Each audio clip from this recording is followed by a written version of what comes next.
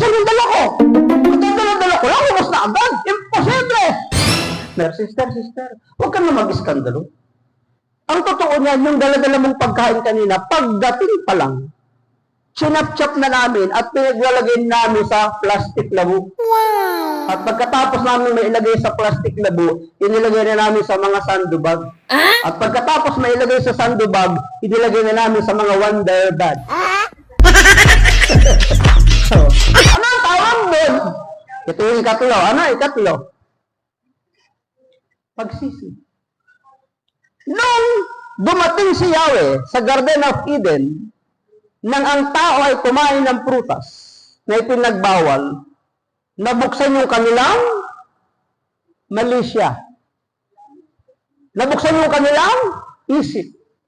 Nalaman nila na sila yung hubad. Kailan nila nakitang sila'y walang damit? Pagkatapos nilang sumuway.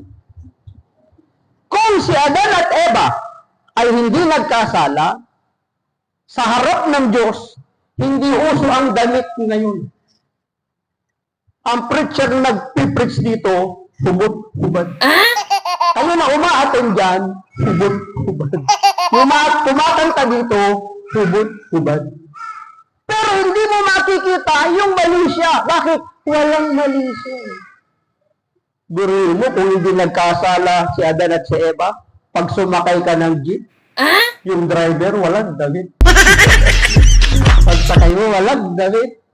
Hindi lang yun. Walang problema ang mga nanay ngayon. Walang lalabhan.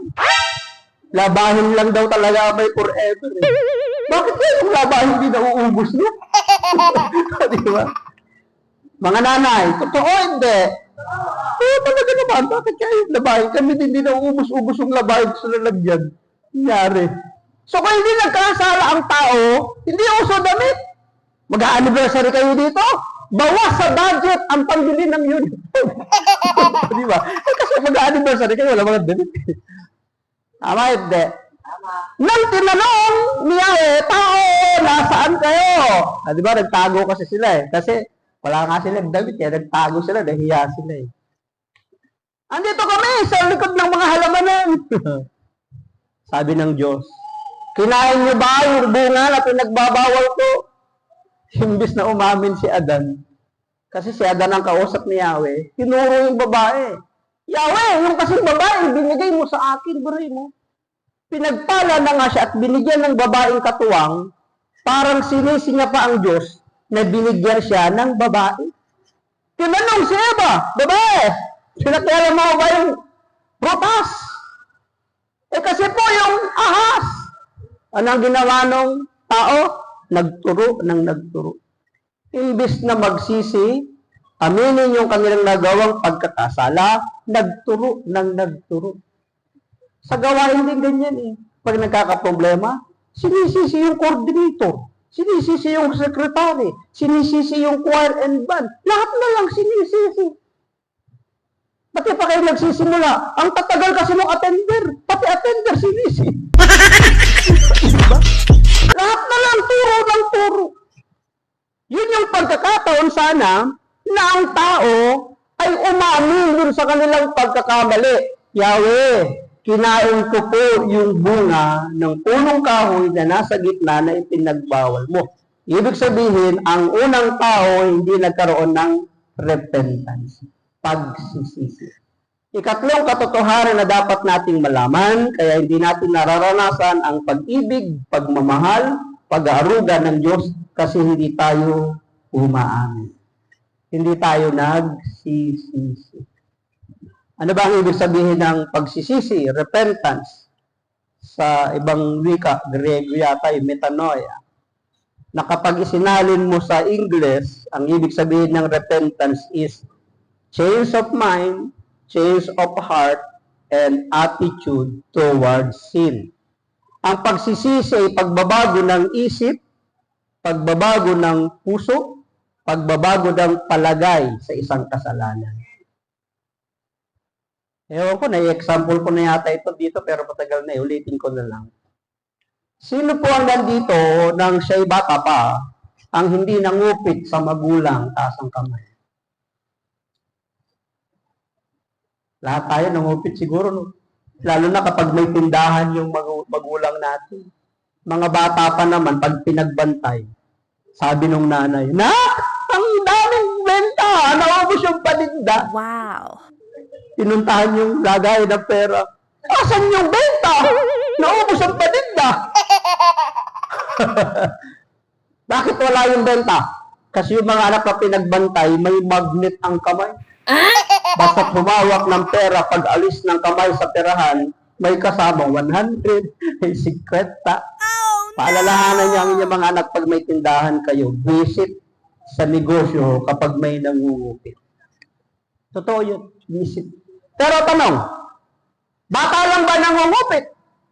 Paano sila misis? Na habang natutulog yung mister, yung pantalong nakasabit sa pinto, ginapang, ginawasan ng 100 yung pitaka. Ano tawag doon? Pangungupit! Bakit? Hindi alam ng may-ari. Kahit maasawa mo yun eh. Dapat nagpaalam ka, pagugupit yun. O ngayon, nalaman mo na yung pangungupit pala, hindi tama. Ang nagsisisi, hindi ka na mangungupit. Habang tulog yung mister mo, "Honey, kukuha pala ako ng 100 sa pitakaw." Tapos nagpaalam ka. Hindi ka man payagan, kumuha ka na. Bakit? Nagpaalam ka na. Hindi na kupit yun. What? Talaga bang mga asawa lang nangungupit? Bata lang at asawa? Hindi. Sa mga gawain din, meron. No? Ito, mag-a-anniversary kayo next week. Meron ako napuntahang gawain sa Bulacan. Maaga ako dumating. Sabi nung isang sister, "Brad, meron akong ginayang paborito mong pagkain. Wow. Natikman mo na ba?" Matagal pa yun po ko, huli ako magsasalita. Sabi ko, "Ano ba yung dala nyo?" In-explain niya. Sabi ko, "Hindi ko pa natikman. Sandali, hanapin ko." Pumunta siya dun sa food committee. Di ba, pag mag-anniversary, mayroon kayong food committee. Pagpunta niya dun, hinahanap, wala na. Sabi niya, "Asan yung dala ko? Ito yung dala ko, lumabas na agad. Imposible!" Nag-iskandalo siya. "Asa na?" Naririnig yung boses niya doon sa loob ng simbahan. Nilapitan ng isang sister, "Sister, huwag ka na mag-iskandalo.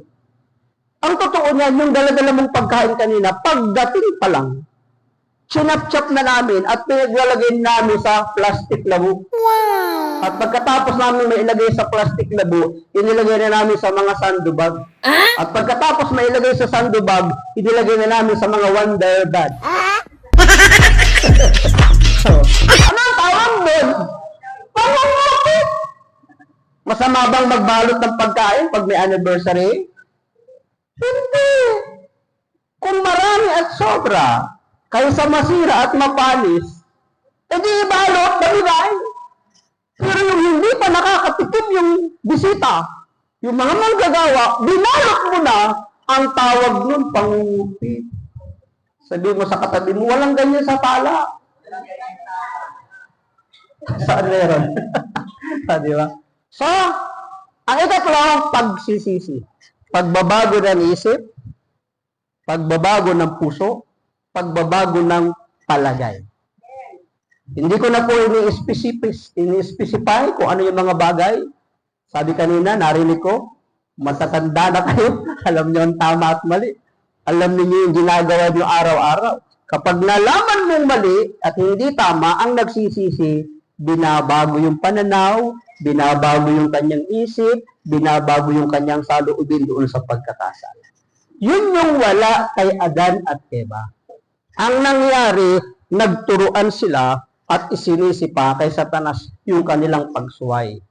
Thank you all for watching this here video. Please like and subscribe.